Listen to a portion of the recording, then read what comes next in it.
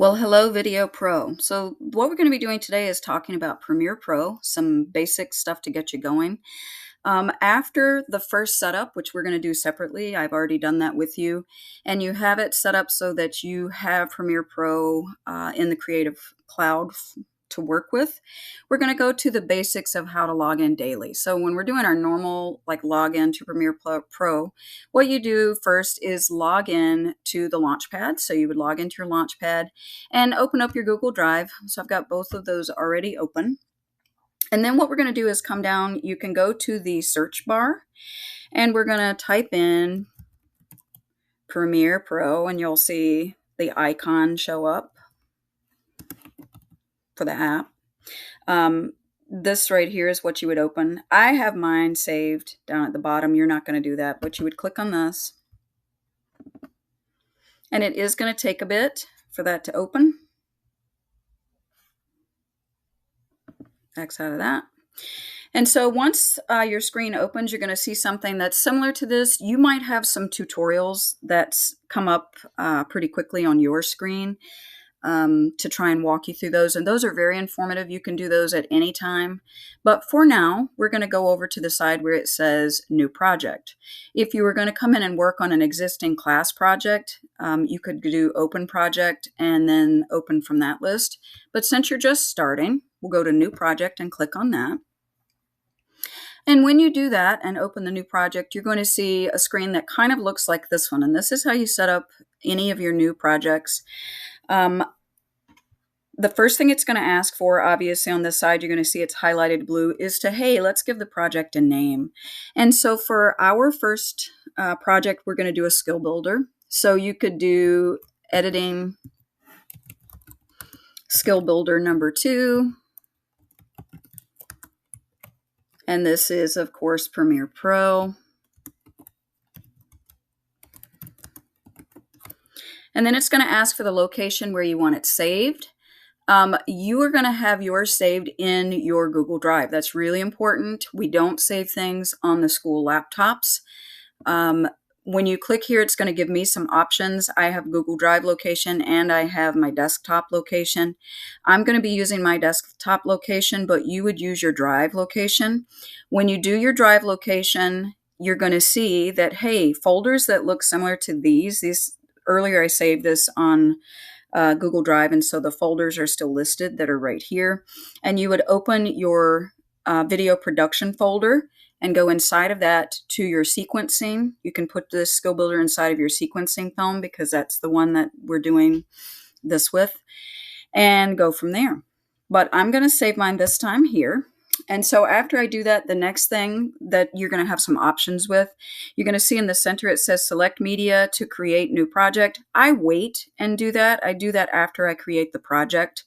If you clicked on media, you could go into your folder and click on media immediately. It will import it automatically into your timeline, and I don't want to do that. So I'm going to go over to create. Once you click your create button, you have to give it a minute. And then you're going to see, hey, this is a window that pops up. And the first thing I want to point out to you is that the window that you see here might look a little different on your notes and steps sheet that Miss T gave you to go along with this. And that's because there are different workspace formats. And for the first one, to kind of explain the parts, I want to go to make sure that we're in the editing one. I also really like the color workspace, which will change it up. Let's just let you see what that looks like. So when you open the color workspace, you'll notice the configuration for the bars change. Once we have actual clips in, things will look even more different. The other one I really like a lot is to reset to saved layout. And when you do that, you're going to see that there are even more kind of bars and breakdowns that show up. But since a lot of the tutorials that you will be looking at are based on the editing format, we're going to just intro with it in this edit one and then change as we need to. So the first thing I kind of want to point out is that, hey, when you look at these different sections of your workspace station, there are 4 basic quadrants that are really important. The first one over here, this is called the source monitor. And this is basically what we'll be able to see the clips as you highlight on them from what we call the media browser. That's what this area is called. And when you look at the media browser, you're going to see that there are all some very important little icons at the bottom that we can change up the way we view our clips, which I'll be showing you in a few minutes. I really like having icon view so that you can see the clips. When we scroll over here, we can go in and create new bins. This is going to be a really important button because we want to organize our clips as we insert them. The other thing you can do, this is where we would add new items, like, for example, if we wanted to do a layer to edit all of our clips at one time, we could do that. Next to that, you're going to see this is our tool bar, our tool panel. You can see this is the default selection tool that we use when we're working. Each of these tools, like the ripple edit effect, the razor tool, we're going to talk about later as we go, slip tool, pen tool, and of course the hand tool and the text tool. Over on this side, beside of our tool lineup, we're going to have our timeline sequence. And this will be similar to what you learned with WeVideo and any editing program, really. They have a timeline on it, which you will see the sequence of your clips. Above that, you're going to have the program monitor. And basically in the program monitor, you'll be able to see the clips as we have things, the playhead go through our timeline. We will see those things in our program monitor. On the side over here on the right, you're going to see that we have our sound meter, audio meter that we can see.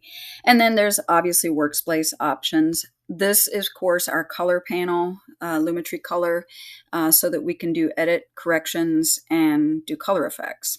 Okay. So it's kind of unending learning this program. It's going to take a long time for you to learn it really well. But importing media is the first thing you'll want to do.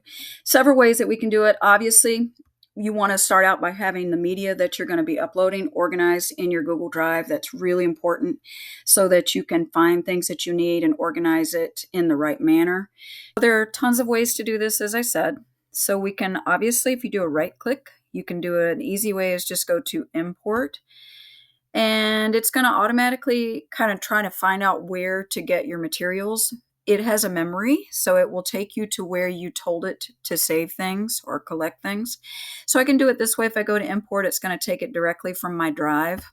If you're using your own computer, it would go to the folder where you saved it on. So if I put a clip in this way, it's one clip. It's going to go directly into this area, our work area. You can create first what are called bins or folders and insert your media directly into those folders. For this demo, we're going to keep it really simple though. So if I take a clip this way, I can make edits. Another way that I can import, which would automatically put things into my timeline, which I'm going to show you in just a moment, is to use our big import button up here. But first, let's chat about what we can do with a clip once it's here. If you double click on your clip, it's going to show up in your source monitor.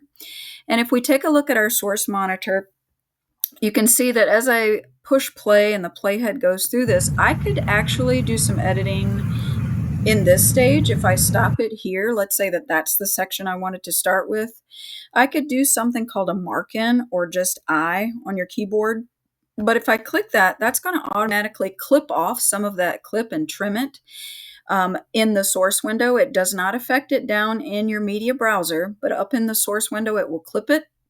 And then let's say that I continue to play it and decide where I want to clip it on the out part, on the end of it. Maybe I want to shorten the clip right there maybe. And then I could do my mark out. And so it automatically shortens the clip, and then I could take it and I can drag this right into my timeline. This is something that I think is really interesting about Premiere. You can drag just the video if you like, or you could drag only the audio into the timeline. But we're going to just take the whole thing and drag it down. And once we let it go, it's going to automatically insert it into our timeline. Okay, which I think is pretty cool. The other thing that you can do from here, we could now click on it and make additional edits. You could highlight it here. Once you highlight it in your timeline, you're going to see that it's in the program window. We can do the same kind of mark in, mark out from here. Let's get some more media and put in and do some additional things like trimming, some other ways to do trimming. So So we've learned about, hey, how to do it in here in the source window. Let's get a few more pieces of media. When mine opens, it's going to automatically go into where I have my media stored that I've told the computer. So maybe I'm going to choose a couple more clips. Maybe I'm going to do this one. I'm going to do this one. I'm going to come in and do this one so I can talk to you about color stuff in a little bit. And then when I go import, and when I do that, you're going to see, hey, nothing happens at first. When you look, you don't see it over here, but what we do, if we look carefully, you can see that it's imported those clips right into our timeline. And they import it in the timeline in the order that you click it. So a lot of students like to just go to the big import key to begin with and then select the order of your clips. When you do that though, it's the full version of the clip, meaning that each clip has not been edited like we did in the source key over here in the source window. But what we can do is if we go to maybe that second clip here and we come in and look at this here, and if I double click it, it's going to open also in the source because now I'm editing directly from the timeline. I could do the same kind of mark in and mark out on the clip in this manner. I could also push the playhead over here, or push play and the playhead would move over here. We could do the same thing and edit that way. But I wanted to show you another way that you could do some edits. If you are going to be trimming a clip that you think is too long and it's at the end, like let's say we were going to edit this clip. If I put my cursor over on this side, you're going to see this little red arrow that happens. I can come in and just drag if it's an end clip like this, and it's going to shorten it automatically. It just clips that off. If I come to the other side of the clip, if I just had one clip up here, I could do the exact same thing and it would trim it. But watch what happens if I want to trim this clip. If I come in and I want to trim this way, maybe I'm going to come back and I want to go this way. And the cool thing about this is I can see both versions on the program section sequence up ahead. I can see both clips, the one that's beside of it and the clip that I'm currently editing on. So I'll know exactly where I want to clip it. And if I clip that and delete it or let go of it, it's going to delete that section. But notice how it leaves a gap between our film sections. And so what we can do instead is we can come in and do get your red arrow on. So I'm going to do Control Z to undo what I just did. I could come in, get my red arrow, and then if I come in with the red arrow on and click also Control, it's going to let me turn it to a yellow arrow like this, and then I can move this over to where I want it to clip, and then right before the smile, right there, let go of it, and it's going to kind of clip it with a ripple effect. So if we do the Control when we're trimming that way, then it won't leave the gap. So that's another way you can do it. Let's also try to do our clip with a razor. So let's say that we are working with this clip and we push play, and I want to stop this right before she does this thing with the eyes. So we're going to go back just a little, and I can go slow and see exactly where I want to clip it. So maybe I want to cut it right here. So this time we're going to use the razor tool. So I'm going to come over from my selection and go to, for my tools, razor, and then go right on the line, do that razor clip just like that. Then what I can do, go back to my selection tool, highlight this part, and then if I right click, I can go all the way up to the top and ripple delete. And so when I do that, then it's going to automatically delete it and not leave any space in there. Okay.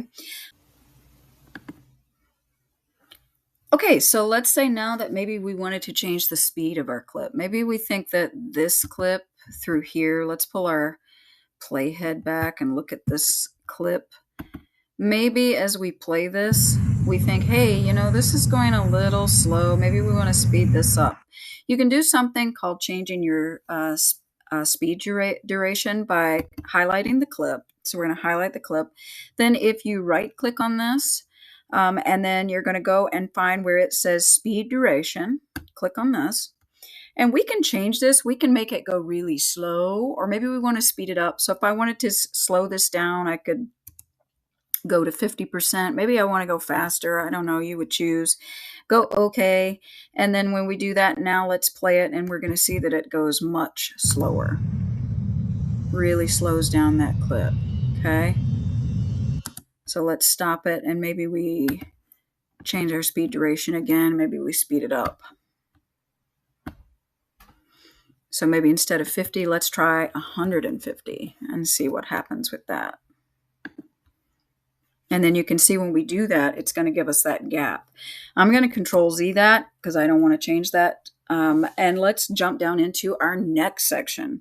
We're going to skip over B-rolls for now. Like, we can do overlays and add other things in later. But for our simple stuff today, let's jump right into the idea of text. The thing you're going to want to do is go over to your tools, change from selection tool down to type tool or the text tool. After you click on that, you're going to come over to your clip, and here we already have it highlighted.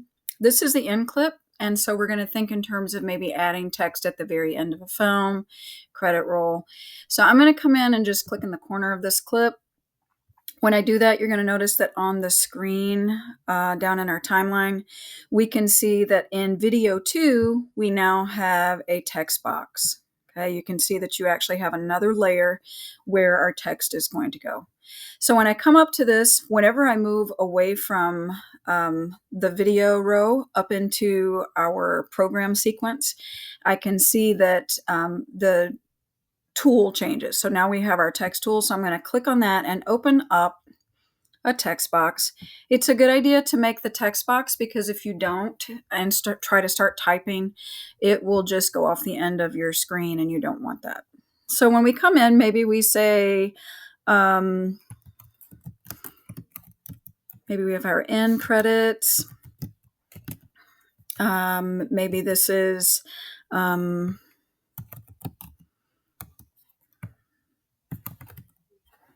no, let's just go director.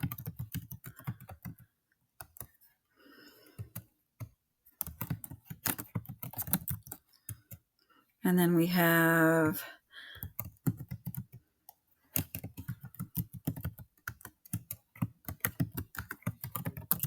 okay, so where we put our text in, and then what we want to do is we want to do some edits to this and configure it a little bit. So if you come down back into our video line, I'm going to choose the selection tool, and I'm going to double click on this. As soon as I double click on this, you're going to notice that on the right hand side, something called Essential Graphics is going to open up. And this is basically where we can come in and choose our fonts. So I can come in, and the first thing that I want to do is click on fonts, go through these, find the one that you think looks good. I tend to choose things that it's very legible. You don't want to have something that's so challenging to read like this one. Even though this is kind of cool, it's a little bit challenging to read. So maybe we do something kind of simple. You could obviously change the size. You could make it bigger if you chose. You can do any of those edits that you needed to do in our basic edit format here. The other thing that I like to do, because when you're having usually the end things on a film, especially for rolling credits, which I'm going to show you how to do, they're usually centered. So I'm going to click to center it. After we've made those changes, you've got the font the way that you want it, you've got it arranged the way that you like, then we can come in. And now I'm going to make sure that I have now in my selection tool, I want to come over and just click on the side.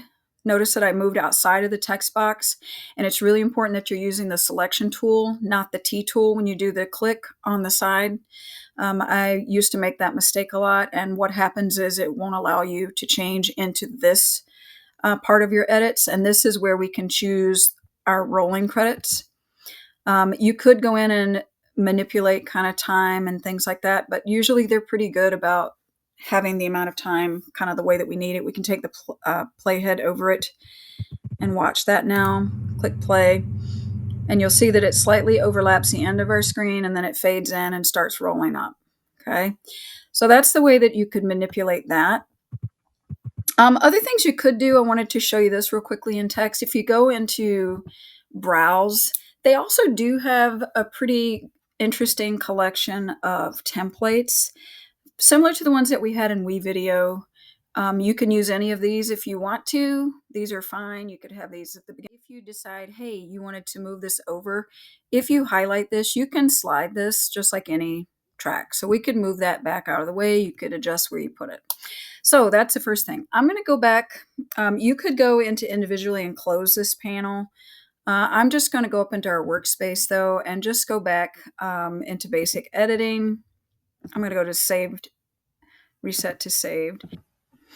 So if we're going to come in now and add some transitions, you're familiar with these, I'm sure, from WeVideo and from other editing programs. But when we add transitions in Premiere, we're going to first have to find our effects bar. So you can either click on this and have it come down this way and find the effects, or kind of pull that over, pull the size of the bar, the actual blocks over like this so you can see things. But we'll just go over to the arrows, go to our effects, click on that. When you do that, you're going to kind of, I do want to show you the top of this. I already have this open, but when you first open it, it looks like this, and you can see a lot of the presets. Some of these you have to kind of export first and save them in your drive. We're going to come down again to video transitions, and when you do that, I'll close this so you can see what it looks like first. You're going to see that the transitions are listed here. These names should be very familiar from our other edits that we've done.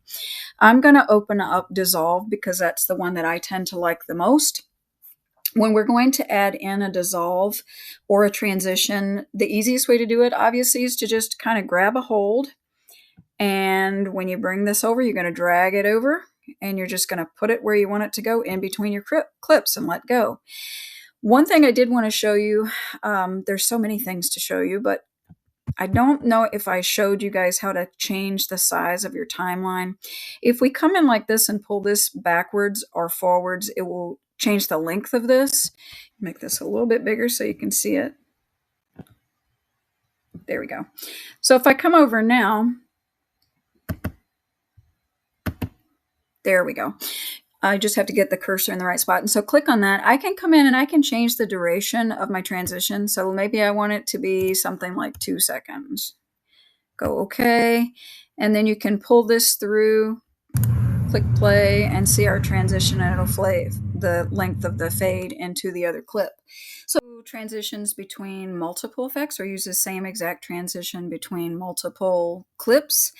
So the way that we're going to do that is you would go in first and just simply, with your select tool, you want to select the clips. After we select the multiple clips that we want, we're going to go in and then do Shift D, and it will put the exact same transition between each.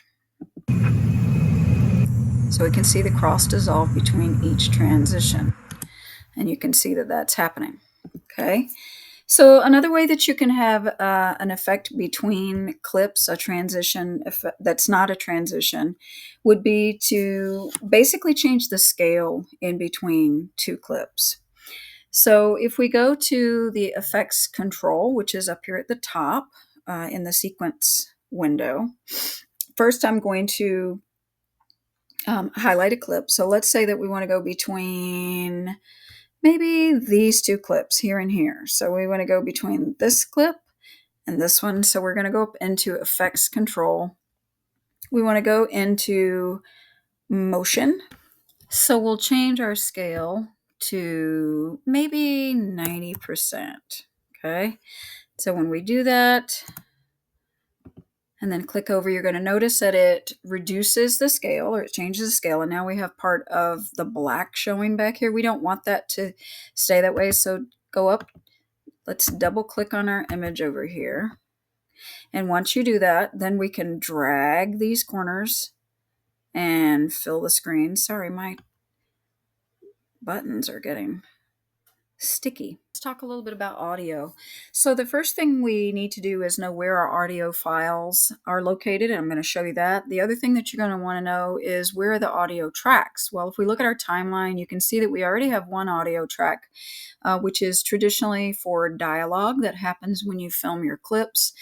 I'm going to go through showing you how to change the levels of that in just a moment.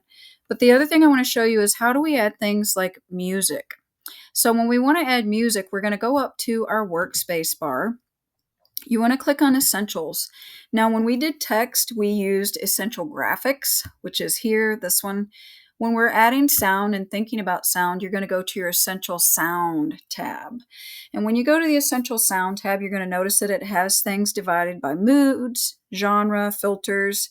I'm just going to choose one, choose this sound, and I'm going to drag it down and put it right on my audio bar that is kind of under my audio line that is under my dialog bar.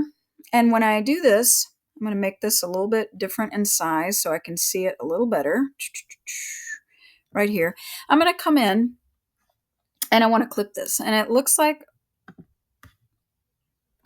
move my playhead. Perfect. So we're going to come in now and I want to use my tools and my razor tool, clip it, and then I'm just going to delete the rest of this. It would help to delete the right section. Delete, delete.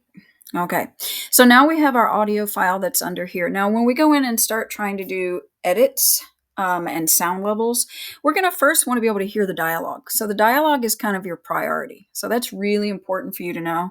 So usually when you're doing your edits, you want to come in first and mute this track. So that means that when this plays now, if I use my playhead, I'm not going to hear the sound from the audio track 2, which is here, our music. We're only going to hear that what would be in the dialogue track.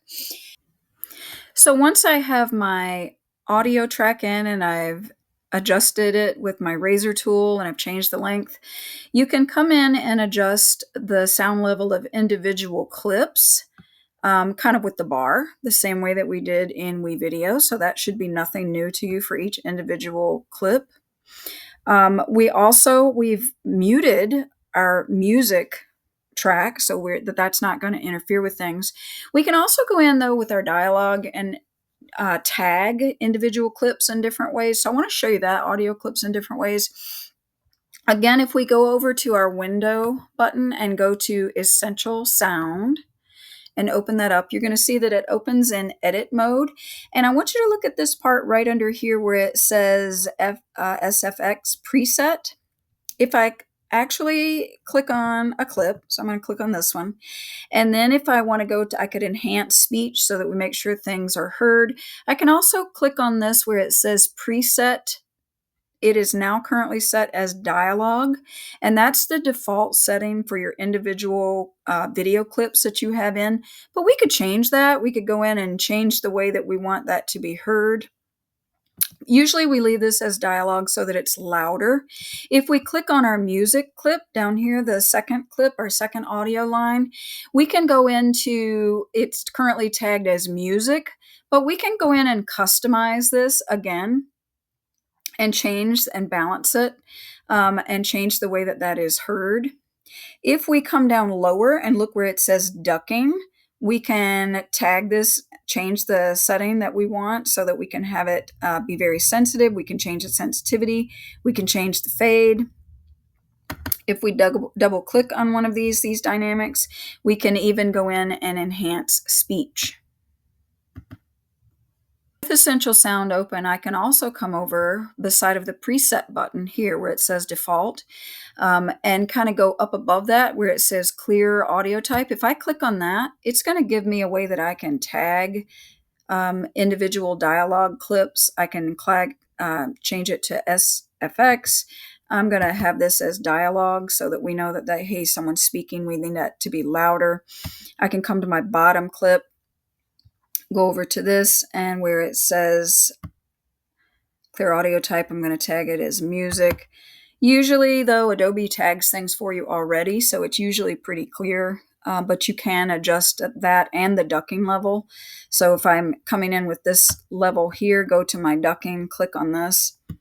Ducking basically means the music will kind of fade out.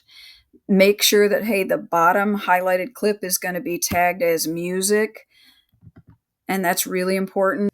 So now that we've talked about tagging sound as either dialogue or music, and we've made sure that we know how to do that. And we've changed our levels to what we want. The last thing that you would do with sound, of course, is go in and unmute your music, because now that you've set the ducking levels and now you have things the way that you want them, you unmute it so you will actually hear your sound. So from the sound work, now we're going to move right into Miss T's favorite, which is color. So when we think about color, a lot of times what we do is just doing basic adjustments to make sure that we have color consistency between your clips. So if you click on any individual clip and you want to do some color work, we're going to open up our workspace window that deals with color, which is Lumetri Color. So we're going to go to our workspace over here. We're going to click on color. And when we do that, you're going to notice that our workspace changes. And now we have this window over here, which deals with color edits and color changes and color work. You're also going to notice this little strange little thing over here. This is a LumaWave that we have, and this deals with our black and white contrast. Other things sometimes can show up if we adjust our little wrench here. We can have actual color scales come up, color waves that also will come up. But we're going to leave this like it is for now and just talk about some of the basic things that you would need to do first. So when you open a clip, you can sometimes just go in and do a little auto correct. If you click that, it's going to kind of tweak your basic color work. Anything that you make in terms of a change, you're going to see that these little dials, the little bubble in the middle here, changed ever so slightly when I did the autocorrect. Let's do reset again and just see what happens. You see how these were at automatically 0, but when I go to edit for the auto, it's going to automatically intensify some colors, warm up some when we make this change. So when I do that, you can see that it's made some very slight auto adjustments. We also can change these ourselves. Usually when we're doing work and changing and making adjustments, what we want to do first, I'm going to change this back to reset. Sometimes auto is great, but sometimes we want to come in and change things ourselves. There's a basic order, a 1, 2, 3 order that I suggest that you use when you're doing your color edits. The first thing is going to be to change your exposure settings to make sure that your whites are around 100. And when we have this LumaWave open, it's really great because when we're thinking about this, if you look at these numbers on the side, 100 is where we usually want to have our whites set to. Our blacks are going to be close to 0. You can see that, hey, right now there's a gap between that. So watch what happens when I make some changes in some of these areas. If I go to my whites and change these and adjust them up this way, you're going to see that it's close to 100 now. I think that's a little high. We'll go like right here maybe. And then go to my blacks. And if I bring my blacks down, getting those close to 0, you're going to see that it is, by just the very nature of that, changing the image here in the center. And it's getting close to what that auto setting told us. It's changing some of that black and white color work that's happening inside, the value work that's happening inside of our image here. The second thing that we would obviously want to go into and change would be contrast. When we think about our contrast setting, if you go this way, you're reducing the contrast, which would soften your blacks and soften your whites. And if we go this way, it's going to increase that contrast. I think I want to soften the contrast just a little bit, maybe like this. And then obviously, when we're changing our contrast, we also need to think a little bit about how to go in and deal with what we call our white balance. If you notice what I did when it was in basic corrections, light was open. Now I'm going to open up color. And so when I click on that, you're going to see that this scale will show up. This is our white balance and temperature and tint and saturation. This is where I think it's really important for you to think about doing some corrections. White balance is going to do a really good job of overall corrections. It's related to kind of like if you think of 35 millimeter photography, it's making sure that you have your exposure settings correct.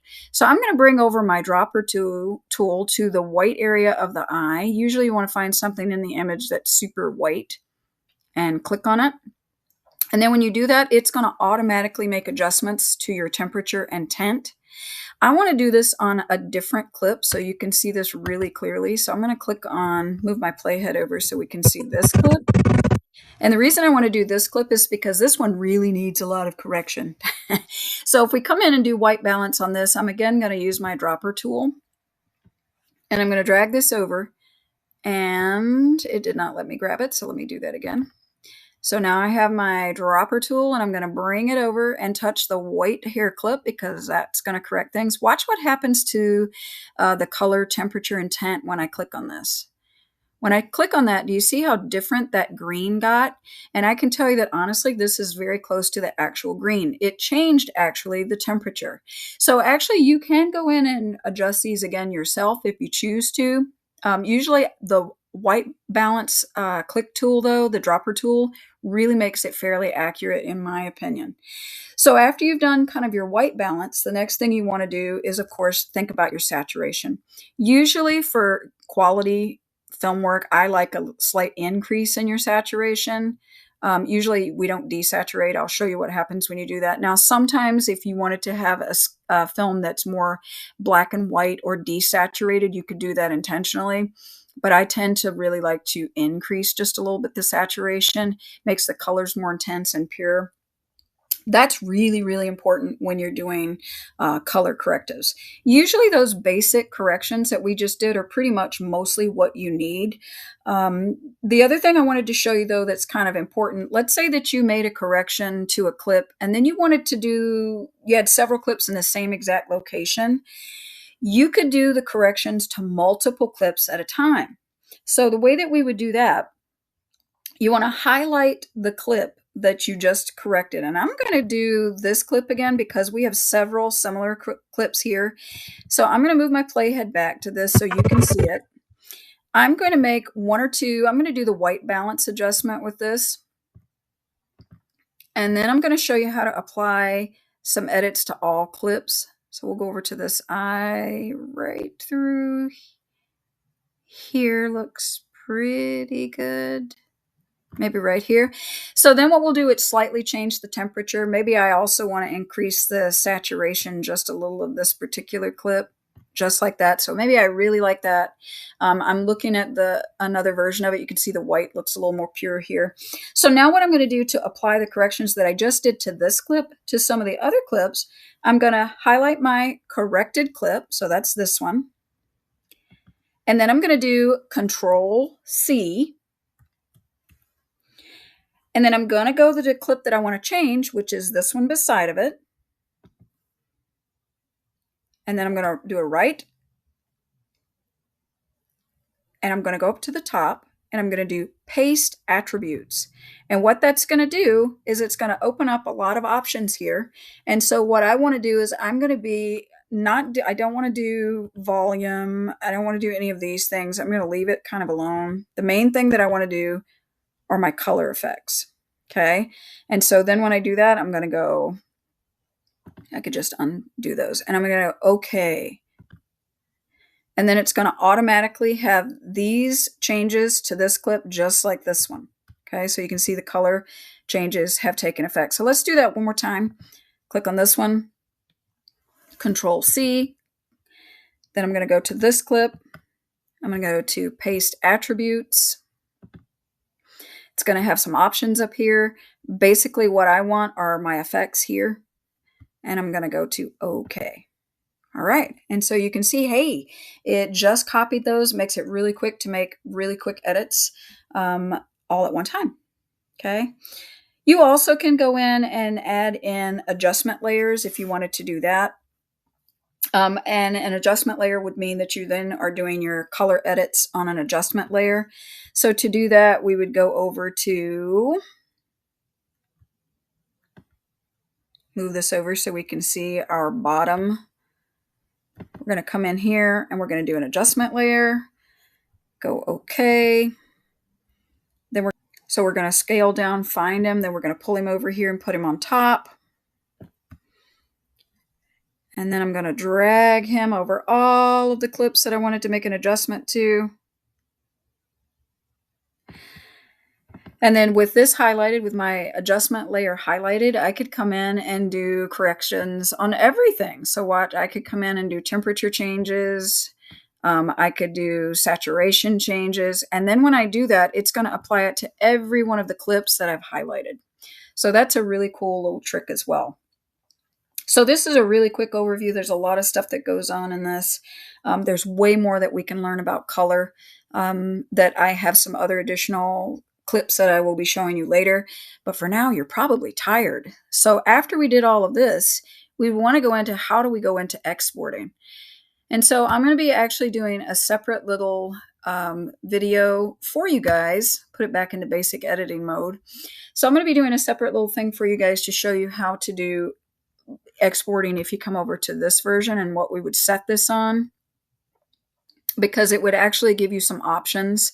And I'm going to have a screen that I want you to kind of copy, and how exactly I want this set up and what I want it named and all of those things.